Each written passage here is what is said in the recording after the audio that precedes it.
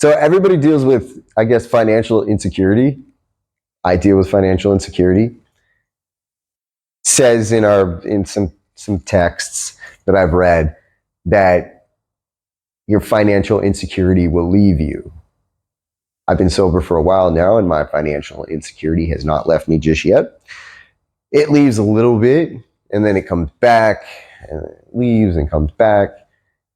Financial insecurity is a massive thing that can derail you in, not maybe to go relapse, but it can derail your emotional stability and give you a lot of challenges in your life that are pretty much unnecessary. I think about when I was like an acting drug addict or an alcoholic, and I bet y'all are pretty similar to this, where I had no money, I had no real way of like making money, but I woke up in the morning and somehow I got money and I got my drugs and my alcohol every day. Most of you are probably the same. I worried about it, but I also put a lot of action towards it.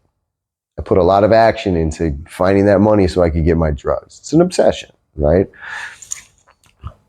I also need to look at my life in sobriety when I have financial insecurity and I say, okay, what am I doing action-wise? I have the fear of not having it. I know that I need things. I know that I need to pay my rent and my electric, and I need to make sure that my family eats. Like, I need those things. But what am I doing action-wise to produce that? That's where my fear comes in, where I say, okay, well, maybe I'm just not doing enough. When my wife and most everybody around me says, no, you're doing plenty. I have a perfectionist problem where I don't pursue perfection realizing it's not going to happen. I pursue perfection expecting perfection. So when I don't get perfection, I'm upset. And when I'm in that financial insecurity place, no matter how much money I get, it's not enough. No matter how much, I could pay all my bills and have extra money, and it still wouldn't be enough. That's my ego. That's my greed. That happens to me. That's part of my addiction, right? That's one of my character defects that shows up somewhere down the line. Financial insecurity is they have this thing, they tell the guys in the program at least. They probably have another saying for women, but kind of the two biggest things that can derail your sobriety are money and the opposite sex, right? If that's what you're into.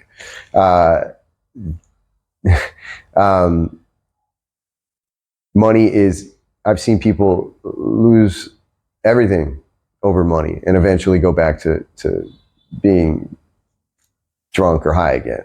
I've seen the opposite sex, like, we're talking about like relationships and sex just in general.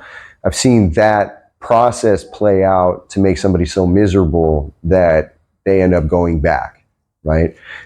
Money and relationships are the two things that we use as the biggest excuse to stop being strong and leave the moment that we're in. Those two things are unbelievably powerful because they're emotional.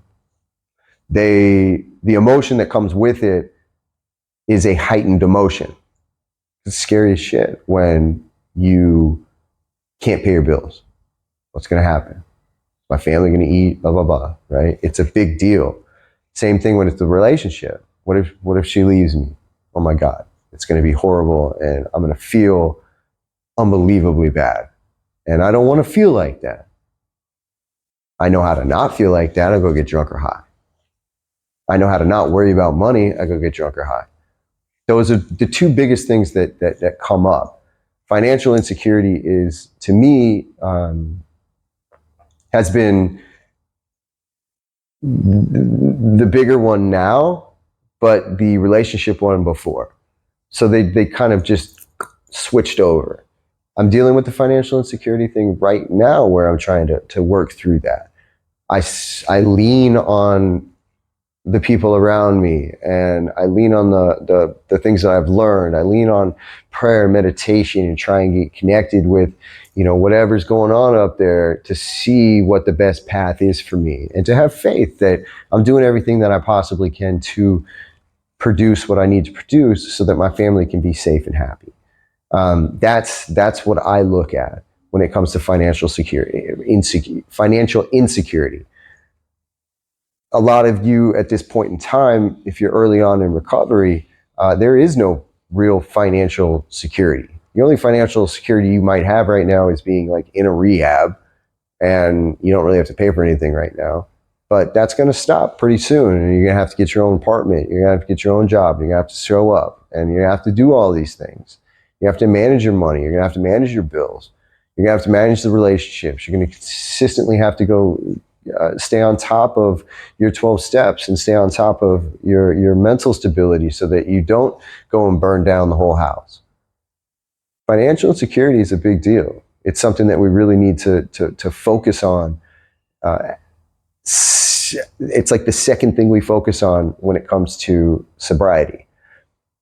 I didn't, which is why I have to deal with it now later on. So my suggestion to you is after you get sober, right? Once you stop drinking or doing drugs, after you finish your steps, now really focus on learning how to manage your money so that you don't have to be in a place where you have extra emotional insecurity and problems that can derail your connection with, a higher power or derail your connection with your sobriety.